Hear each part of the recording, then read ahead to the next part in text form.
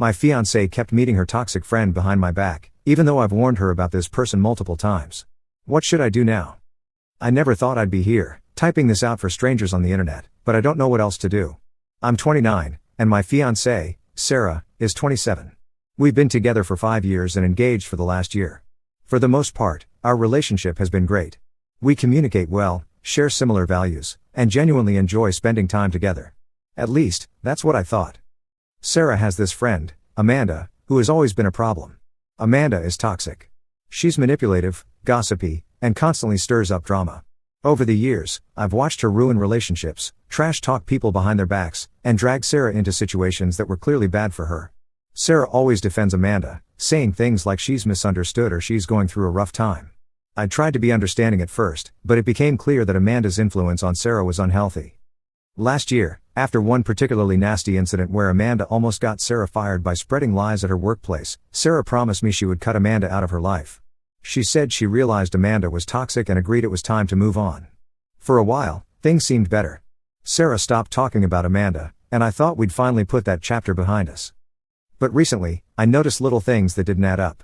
Sarah would go out for what she called solo coffee runs but would come back much later than expected. She'd get texts late at night and quickly hide her phone. I didn't want to jump to conclusions, but my gut told me something was off.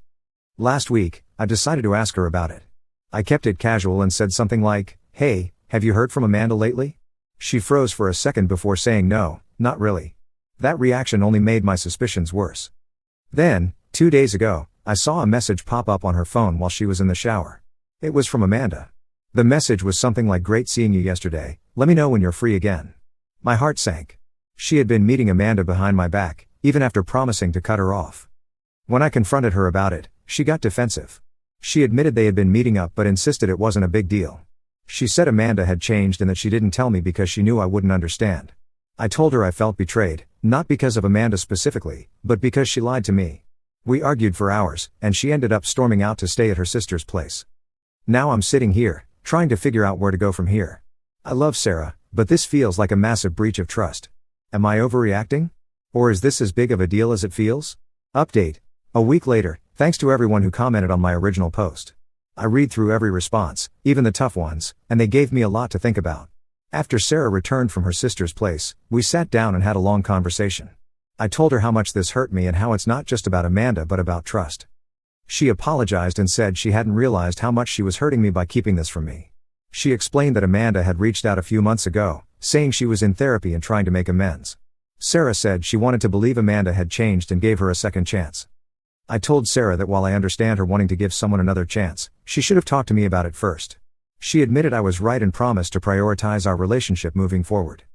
We agreed to couples therapy to work through this together. I want to believe her, but a part of me is still skeptical. For now, I'm cautiously optimistic but keeping my guard up. Another update. 2 months later, therapy has been interesting.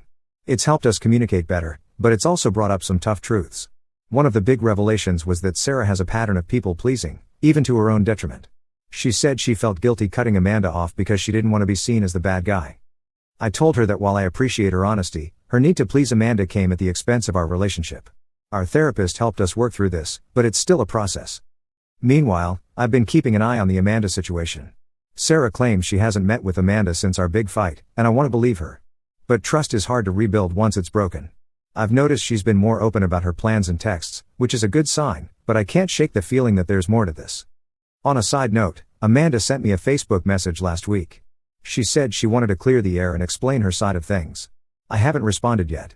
Part of me wants to hear what she has to say, but another part of me feels like it's not worth the drama.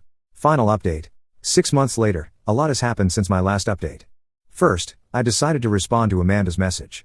She claimed she wanted to apologize for causing problems in our relationship and said she genuinely wanted to make things right. I was skeptical but agreed to meet her for coffee. It was enlightening. Amanda admitted she'd been a bad friend in the past and said she was trying to turn over a new leaf. She seemed sincere, but I couldn't shake the feeling that she was only saying what she thought I wanted to hear. When I told Sarah about the meeting, she was upset at first but eventually understood why I did it. I think it helped her see how much damage this whole situation has caused. Therapy has been a game changer for us. Sarah has made a real effort to set boundaries with people in her life, including Amanda. She told Amanda she couldn't be in her life if it caused problems in our relationship, and so far, she stuck to it. As for me, I've been working on rebuilding trust. It hasn't been easy, but I can see that Sarah is trying. We're still planning the wedding, but we've agreed to take things slow and make sure we're on solid ground before moving forward. Looking back, this whole ordeal has been a wake-up call. Relationships are hard work, and trust is fragile. I'm not sure what the future holds, but for now, we're both committed to making this work. Thanks to everyone who followed along and offered advice. I never expected so much support from strangers, but it's been a huge help. If anything major happens, I'll update again, but for now, I'm focusing on the future and hoping for the best.